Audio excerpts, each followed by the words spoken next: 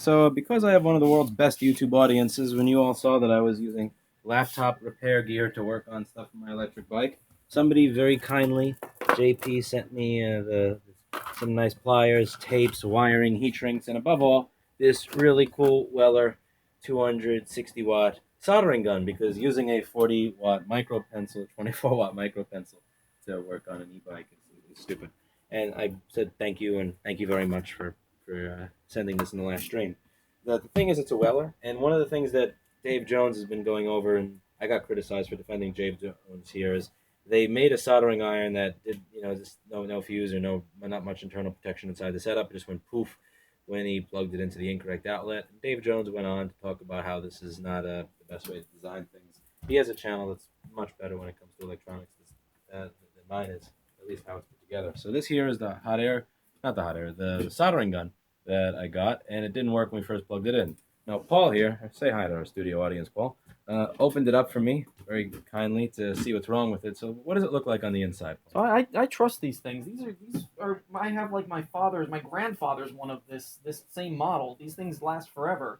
So I opened it up, and the first thing I did was, of course, I want to know, is the coil bad? So I ohm checked the coil, and the coil's fine. First off, these solder points here are a little how you doing, but look a little bit closer at what you're looking at here. Here's the incoming wire. There's the one soldered. Wait, what is this? What is this? What the fuck is this? Well, You can see that this was never twisted in here.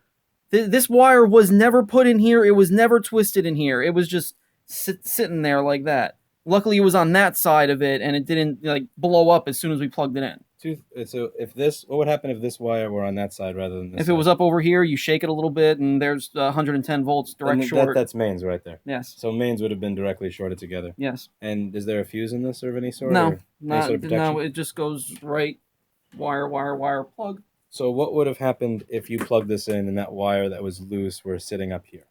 That would have made a nice big flash right there, and you would have definitely been holding it, because you don't put it on the desk and plug it in. You're holding it like a gun, and then you plug it in, and the thing would have went popped, and probably it may have blown a hole out the plastic right here.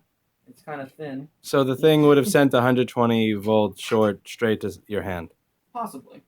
At least inside of it, it would have made a spark. It would have let the smoke out. Ladies and gentlemen, Weller, Apex Tool Group.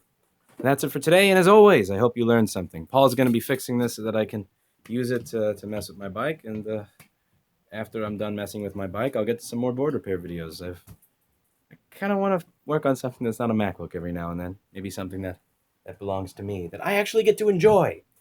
Phil at Avatar Studios used to say that being a studio tech is one of the most depressing jobs, because you see other people making cool music and doing cool things with it, and then they bring the LA2A to your room, you fix the LA2A, and it's like, oh great, it works, now you can go back to making really amazing music with top tier artists while I inhale solder fumes.